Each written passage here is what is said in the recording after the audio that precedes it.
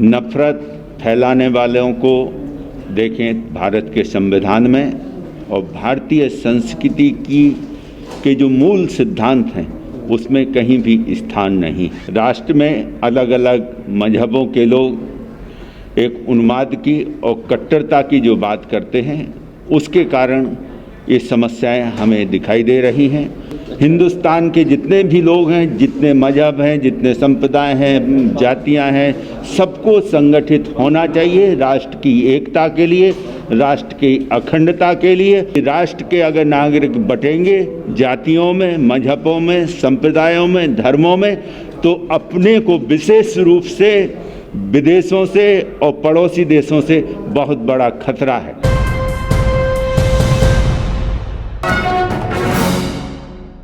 इस तरह का माहौल देश भर में चल रहा है। कई सारे बयान ऐसे आते हैं जो नफरत फैलाने का काम करते हैं। आप यहाँ पर सर्वधर्म संवाद यहाँ पर हो रहा है, किस तरह से देश की जो नफरत है उसको दूर करने का प्रयास? अनेकता में एकता भारत की मौलिक विशेषता है। सर्वधर्म सद्भाव भारतीय संस्कृति का मूल मंत्र है। नफरत फैलाने वालों को देखें भारत के संविधान में और भारतीय संस्कृति के जो मूल सिद्धांत हैं उसमें कहीं भी स्थान नहीं। लेकिन फिर भी समाज में, राष्ट्र में अलग अलग मजहबों के लोग एक उन्माद की और कट्टरता की जो बात करते हैं उसके कारण ये समस्याएं हमें दिखाई दे रही हैं। और उसमें भी विशेष रूप से सोशल मीडिया के द्वारा इधर उधर से काट छांट करके कहीं की स्टोरी लेकर के और उसको फैलाया जा रहा है, लोगों को भ्रमित किया जा रहा है, वह देश के लिए और समाज के लिए बिल्कुल गलत है। पर जिस तरह से अभी योगी आदित्यनाथ का एक बयान काफ़ी वायरल है, बटोगे तो कटोगे, एक रहोगे तो नेक रहोगे, आप कैसे क्या समझते हैं इस बयान को? मैं समझता हूँ कि उनके इस बयान को बहुत व्यापकता से लेना चाहिए।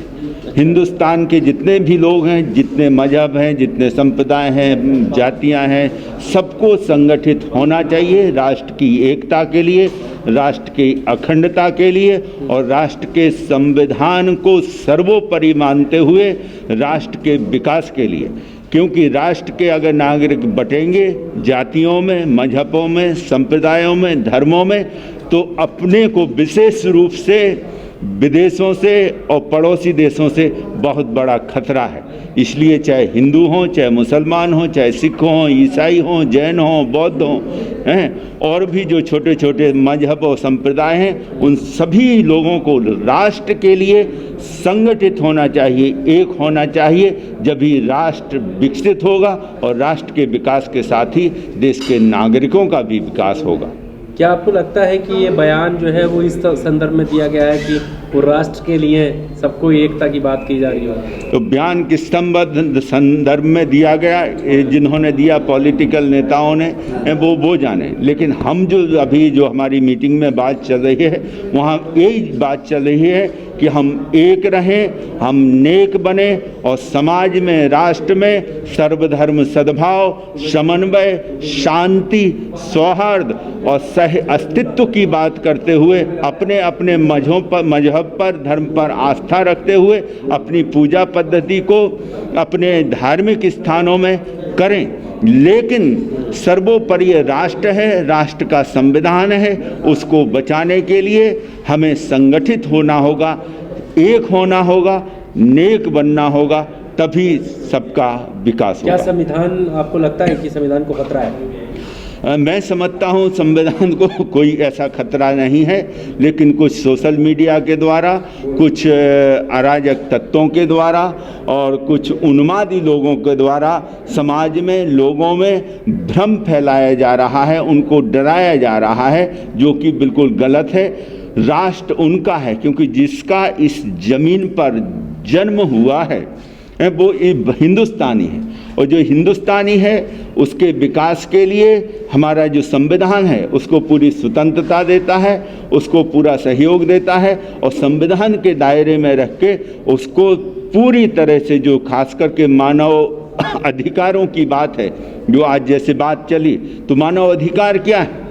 अपने अपने मजहब संप्रदाय धर्म की अपनी इबादत करें, अपने पूजा पाठ करें, अपना ध्यान करें, जो भी उसके लिए पूजा पद्धतियाँ हैं वो करनी चाहिए। लेकिन उसके साथ साथ हमारे लिए राष्ट्र सर्वोपरि है। राष्ट्र के उत्थान के लिए, राष्ट्र के विकास के लिए और राष्ट्र के प्रति हम ऐसा कोई भी कार्य ना करें जिससे राष्ट्र को नीचा देखना पड़े या राष्ट्र की कहीं विश्व में बदनामी हो। तो हर नागरिक का ये कर्तव्य बनता है कि वो राष्ट्र के संविधान पर विश्वास करे और राष्ट्र की एकता के लिए, अखंडता के लिए स्वयं प्रयास करे, पुरुषार्थ करे। लेकिन कोई अगर उसे भटका रहा है, उसे जुनूनी बना रहा है या गलत मार्ग पर ले जा रहा है, तो उसको अपने विवेक से, अपने आत्मविश्वास से, उनके बातों में ना आकर के स्वयं अपनी विवेक बुद्धि से निर्णय ले और अपने जीवन के विकास के लिए, अपने राष्ट्र के लिए कार्य करें।